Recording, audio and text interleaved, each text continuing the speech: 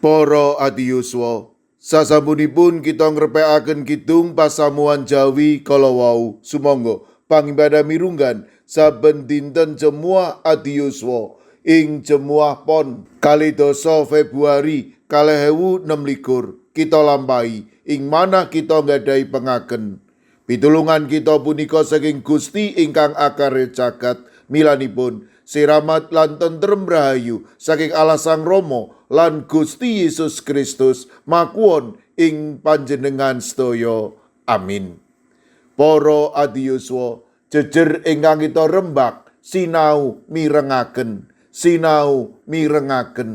pangentasan 3 ayat 11a.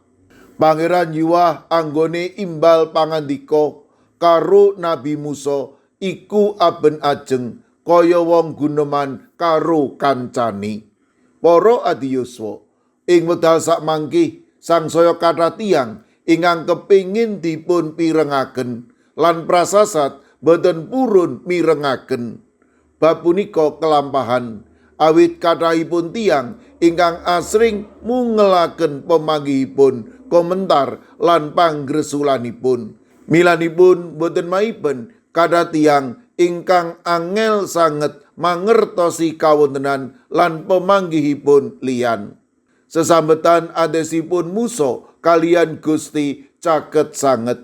Bab punika ketingal nalika Musa ngedekaken kemah suci papan ing pundi Musa lan Gusti ambal pangandikan.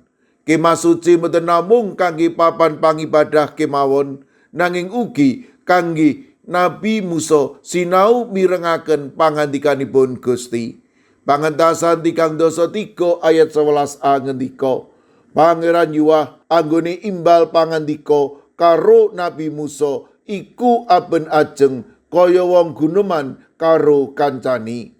Ayat punika nggambaraken ambal pangandikan ingkang caket raket tinarbuka lan mirunggan adesipun Musa kalian Gusti. Musa purun nyawisaken papan, wekdal lan manah kangge mirengaken pangandikanipun Gusti. Musa mangertosi bilih piyambakipun tanpa Gusti, piyambakipun boten badhe saged gesang mlampah kanthi tujuan ingkang cetha.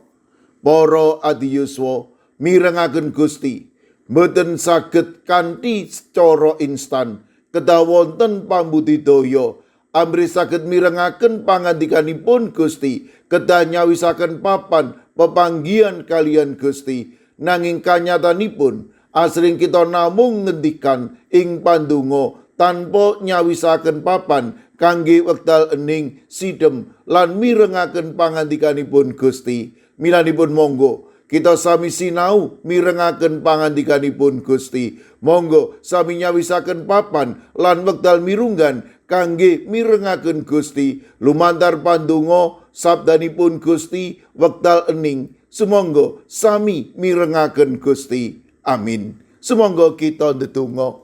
Matur nuwun Gusti, dinten punika paduka paring pangandika amri kawula tansah mirengaken paduka ing sadengah kawontenan.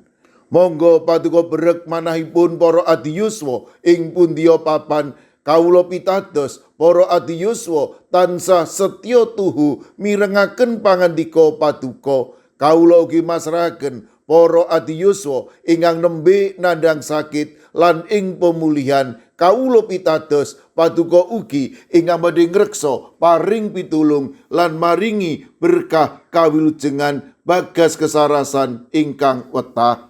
Mirunggan kala pasrahaken Bapak Rudi Prasetyo, putranipun Bapak Mariyadi ing wilayah sekawan GKJ Magelang ingkang wekdal sakmangke sampun nampeni operasi jantung wonten ing RSTM. Kawula pitados menawi paduka ugi badhe ngreksa lan paring pitulung matemasirek kawula Rudi Prasetyo menika inggal nampi wetahing kesarasan. Kawula ugi masrahaken Bapak Santika wilayah 6 GKJ Magelang ingkang ugi ngraosaken sakit ing jantung. Kawula pitados paduka ugi badhe tansah maringi kegiatan lan ugi bagas kesarasan. Kawula pasrahaken lari-lari kawula anak putu kawula ing pundiya papan sae ingkang sinau makarya gesang ing bali wismanipun ing pundiya papan lari-lari kawula tansah rineksa binerkahan dening paduka. Kawula ugi pasrahaken gegayutan kalian para adiyuswa sae menika komisi adiyuswa ing gereja, ing klasis ing sinode, tabloid adiyuswa, wasita adi, pengetan halun wonten ing Jakarta kawula pitados sedaya punika paduka agem matemah para adiyuswa saged caket raket kalian paduka lan sinau mirengaken paduka.